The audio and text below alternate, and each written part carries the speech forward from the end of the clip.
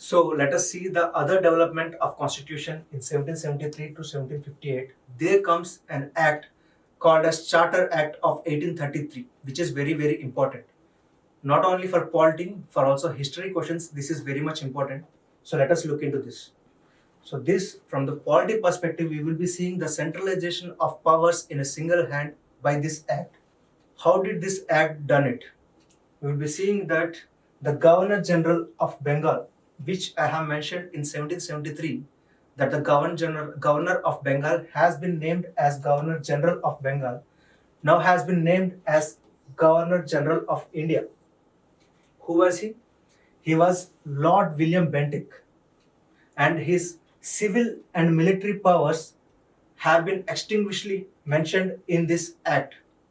After that, we also need that we have to see that the centralization of British India, which means that there is a deprivation of powers from the governor of Bombay and governor of Madras.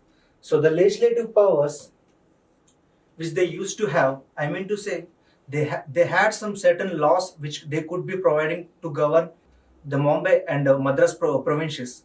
But what has happened that they have been deprived of these powers, and these powers have been given to Governor General of India wholly. The Governor General of India was given the exclusive legislative powers of entire British India.